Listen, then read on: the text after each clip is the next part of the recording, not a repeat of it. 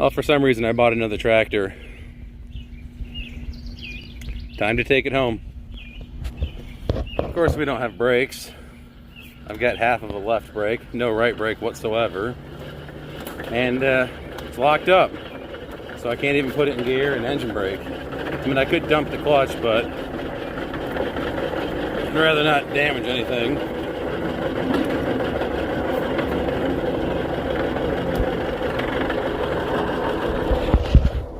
Apparently my brother thinks we're in like some kind of race right now. I don't know why we're going 100 miles an hour. Nice tractor though. I'm gonna quit filming because I don't want to drop my camera. I'll just see when we get home.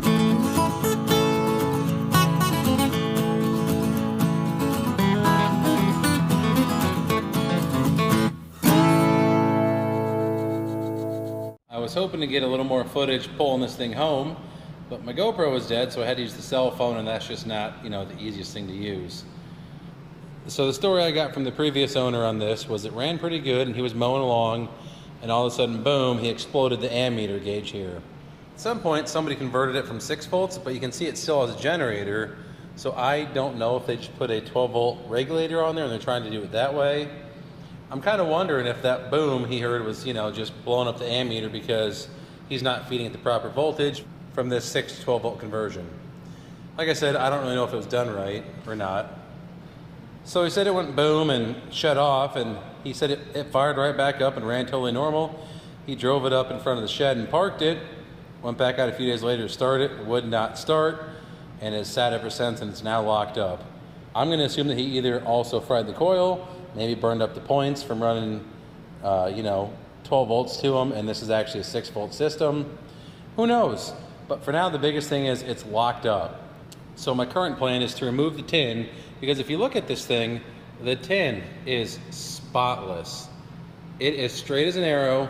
There's no dents in this hood anywhere. The grill is immaculate.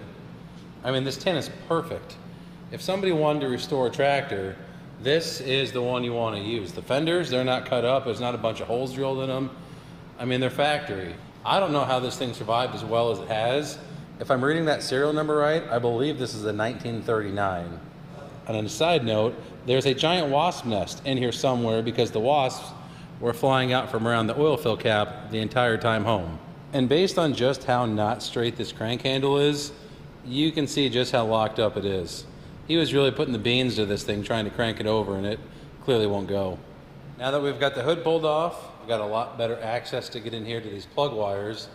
So like I said, I'm gonna yank these plug wires out of here, pull the plugs out, and just fill them up with marbles, kerosene, and probably let this thing sit. Today's Monday.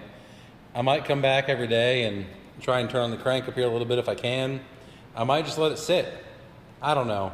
But the plan is get some marbles in there tonight and come back this weekend and bring you guys back and see if it'll break loose.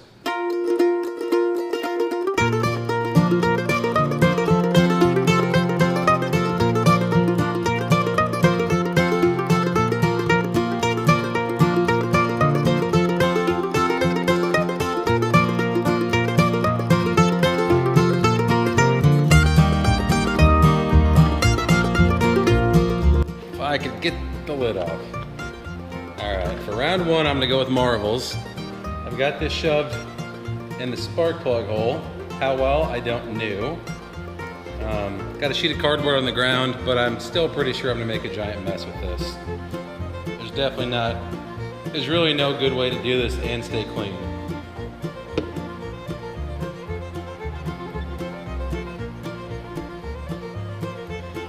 I'm just gonna keep doing that little by little, getting it down in the cylinders, and hopefully it breaks it loose.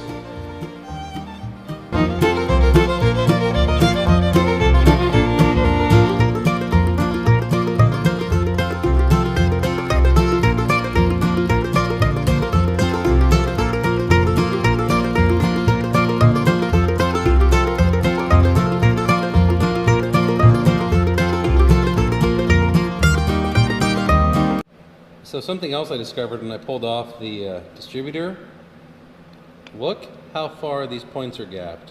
There's a mile of space in there. That's at least twice, 3 times the gap it really should have. So now I'll just let this sit and soak. I'll probably come back every night after work and maybe dump a little more in there, try and turn it over, see if it breaks loose. Other than that, I'm gonna leave it alone until this weekend, and if it hasn't worked its magic by then, we're gonna pull the head off, we'll make it turn over.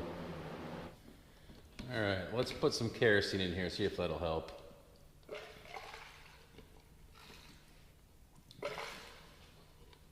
Let me get you caught up to speed. It's Saturday morning, I came out last night, and believe it or not, it's still stuck.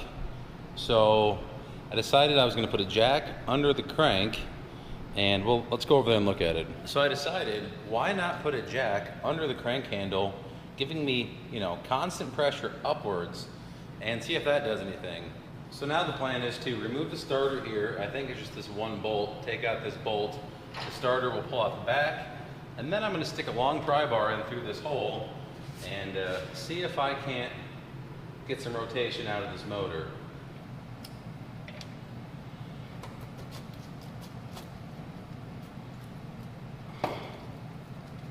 Would you believe it? I really can't get a good bite on the flywheel teeth.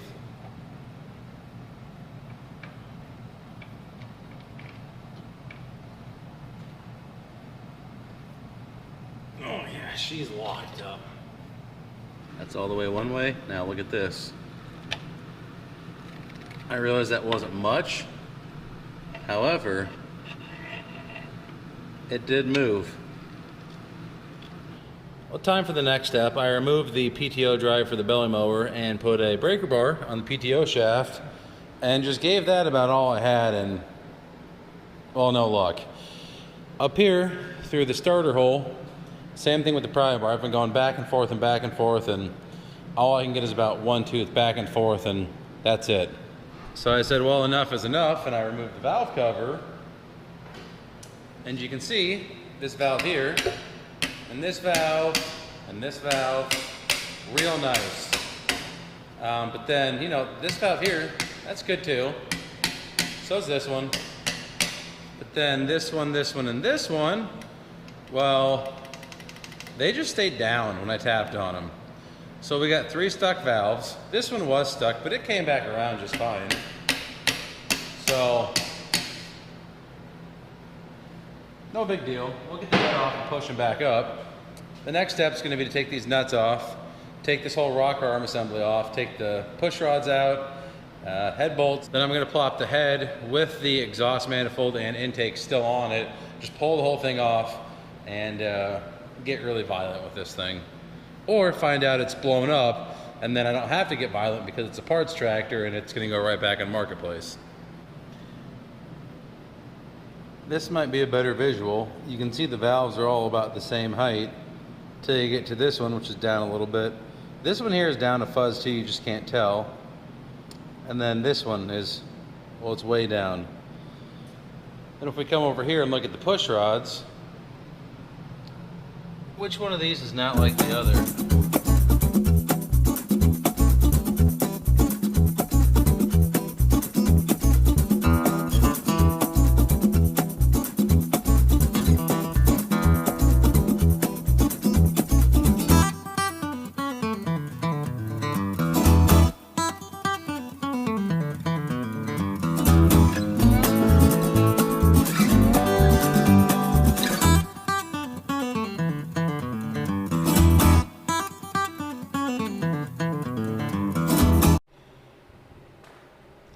Well, things are starting to get spicy. It's been a full week since the last you've seen anything. I let it sit with some PV blaster in the cylinders and came back today, and well, nothing has changed. So as you may notice, I've placed a bottle jack on number 1 cylinder with the chain wrapped around the engine block. What could possibly go wrong? Best I can tell, number 1 is the one that is stuck. I tap on 2, 3, and 4, I get kind of a hollow sound, and number 1 is just a very dense thud, like it's not moving at all. So we're gonna put some pressure on this jack and just, well, see what happens. Well, it's kicking off to the side already, so that's no bueno.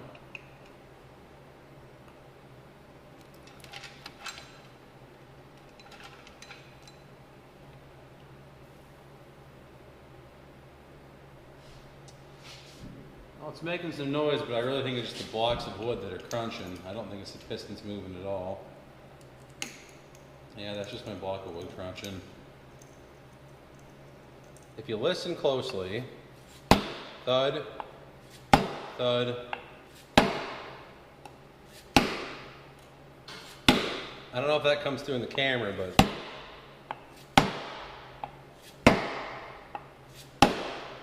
the last number one sounds different than the other three.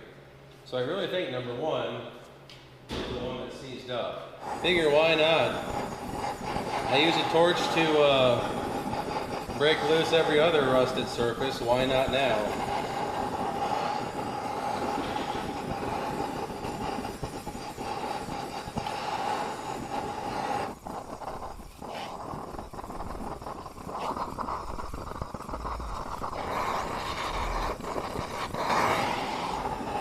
Do this a couple times, pry on it some more, hit on it some more. I'm just going to keep doing this. I had a buddy that did the rapid chain around the motor, the bottle jack trick.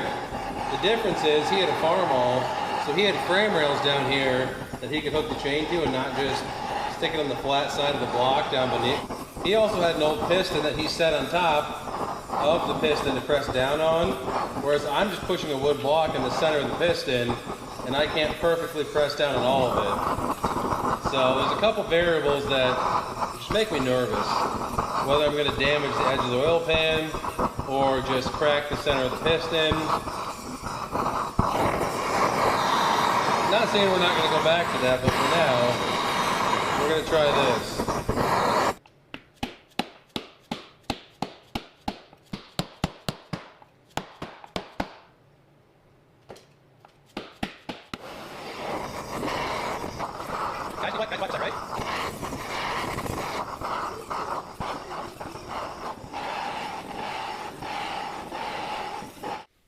Okay, let me get you caught up to speed. You may notice I have a chain that is connected to the block via the head bolts. I definitely didn't have a bottle jack here pressing down on the first cylinder. I gave it about all the beans I was willing to, and it was not budging. I left the pressure on this one, which is the one I think is seized, went through and kept hitting on the rest, and it's not moving. So I decided, well, before I actually do destroy this, I could take the 5 minutes required and drop the oil pan and see what we're dealing with. Because let's be real, if the rods are all twisted up or something down there, I'm not fixing it anyway. So we're underneath. Here's number 1, 2, 3, 4. And, well, you guys got to be up closer, apparently. Right here's number 2 piston. See how it's all nice and pretty well shiny in there? And here's number 1, and well, it's a rusty mess. The other 3 look okay. 4 is questionable, but doesn't look bad. Now that I've dropped the pan, it's definitely number 1 that is keeping us bound up. So the plan is now to remove the rod bolts here, and then I will beat the piston up out the top of the motor, because clearly the reason we can't get this thing to roll over is because we are just trying to shove number 1 down through all that rust. Once I get the piston out, then I can, run a dingle ball hose or something like that through the cylinder to restore it, and then we'll stick it back together. So I pulled the rod bolts out of that number 1 piston, and you can see I can finally do what I've been trying to do this whole time.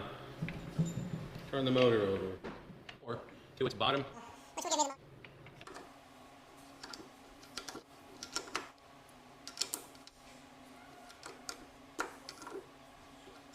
So I was back here minding my own business, pulling on this breaker bar pretty hard. You know, the one that I hooked to the PTO shaft last week. And, well, as I was ripping on it, this happened. So I guess I'm going to pull this piston and liner out as an assembly because I don't know what else to do at this point. And it's still somehow stuck. For the love. Why won't this liner come out? Is that the O-ring I'm fighting? I don't know. There's something right there. Let me get back underneath and take a look. So it goes down but not up. I don't know. This is going to come out, and the same thing up here on number 1 because it's already started to press up. So with how rusted this one is, I'm just going to take it out. That will also allow me to clean up these piston skirts pretty well. I'll just slide them totally out of the liner and get them cleaned up real well. So I got that liner pulled out. I went back underneath and turned out that the connecting rod was stuck between the camshaft and the crank. So I just rolled the motor over a little bit, but check this out. This is completely full of shmoo. Completely full of just rust and mud. Gross. Yeah. Ew. Best part is that's all going down to my bearings too. Big old chunk right there ready to fall out. Yeah. Right here. Big old chunk of it. See? Just full of that. All the water jackets are full of this. So after I get number 4 and number 1 liners out, I might be taking this outside to power wash out the block, try and get all this junk out of the water jackets. Well, mission accomplished, question mark. It turns over for you, except I'm missing 2 pistons. Don't worry, I didn't lose them there, right here. Number 4 and number 1. So now it's going to go up to the house, and I'm going to see if I can't press these out of there. You can see how crusty that is in there. This was absolutely never going to turn over. So popping the liner was the only option for this one. All right, off to the press we go. Here we are stuffed in the corner of the garage at the press. This one's number 4. I think this one should go easier, so I decided to start with it. This is just a piece of, I don't know, something that I keep down below the press here with in a milk crate with a bunch of other stuff I use for pressing. That line, guess that's pretty lined up. All right, let's see how it goes.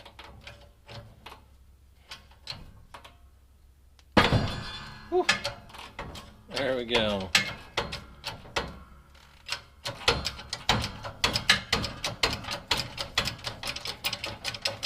And just like I hoped, it's getting easier the farther we get into it. Now, absolute worst case, I can get a new liner and piston assembly for like 110 bucks with rings. Ideally, I don't have to do that. I'd like to reuse absolutely everything.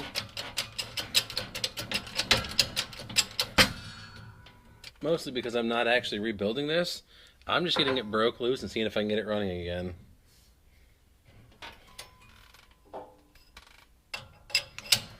So hopefully I can get this apart without breaking it. Perfect. Once I get these pistons out, I'll just have to clean up the liners. You gotta remember, my goal is not to restore this thing. It's just simply to get it running. If the next guy wants to take it to that level, great, let him do it. If he just wants to putt around the back 40 and run the mower, awesome.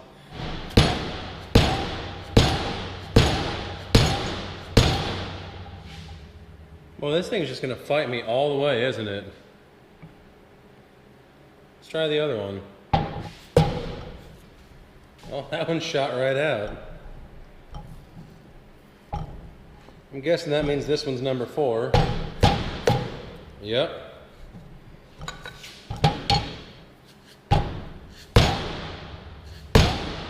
There it goes. It's finally free of its home.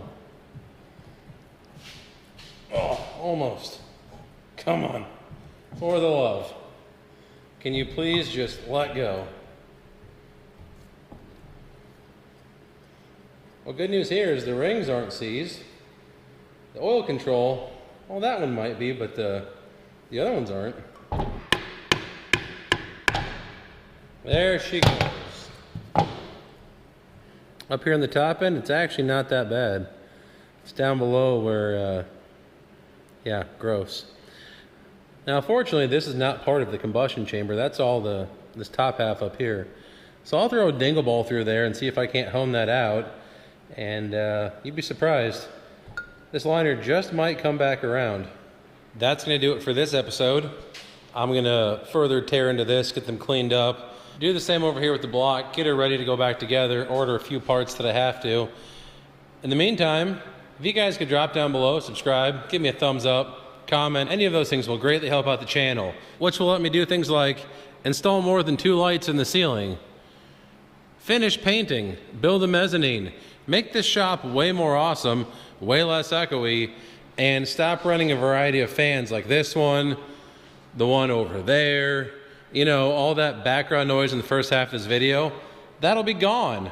And if you don't want to do any of that, that's just fine. Keep watching. I'll see you in the next one. Thanks.